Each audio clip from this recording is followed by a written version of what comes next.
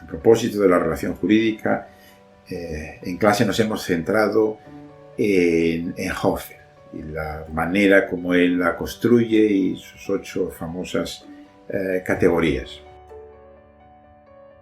Una idea que yo creo que es importante y que naturalmente no desmerece la gran aportación de Hofer, pero insistir en algo que ya entre autores incluso positivistas está muy asumido desde los años 70, esto se debería a McCormick, es que el concepto de derecho humano, de derecho fundamental, no tiene tanto que ver con el aspecto normativo, con que se puede ver en términos de uno o de un conjunto de modalidades deónticas, sino que los derechos fundamentalmente son valores, son razones. Y naturalmente para que se puedan garantizar normativamente se necesita todo este juego, diríamos, hoffeldiano. Pero a Hofel hay que completarlo con una concepción de los valores. Y si no, no podríamos entender bien el concepto de derechos humanos o de derecho fundamental. La segunda idea que yo creo que es muy importante es que el concepto de derecho es relativo en relación con el deber. No podemos entender los derechos si dejamos fuera a quien está en el otro lado de la relación que tiene un deber en el sentido amplio de deber, sin entrar en las precisiones que nos hace Hofer.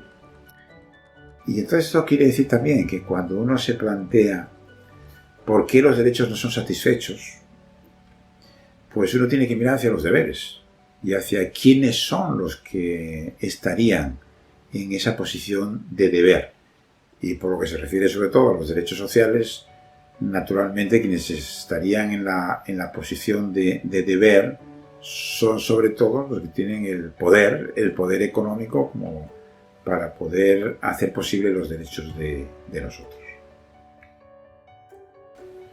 Aquí me parece que se puede mostrar las limitaciones de una concepción puramente normativista del derecho.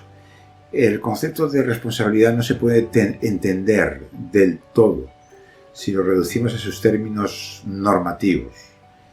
Por ejemplo, el que ser responsable se entienda como el tener ciertos deberes, consecuencias de su cargo. Luego hay otras nociones de responsabilidad. A mí me parece que es muy importante poner el énfasis en la responsabilidad como virtud. Y entonces, en ese sentido, no consiste únicamente en cumplir las exigencias, los deberes propios de un cargo, sino la idea de formarse un carácter. Y el formarse es una personalidad responsable, pues es esencial para entender la figura de lo que debe ser un buen juez, un buen abogado.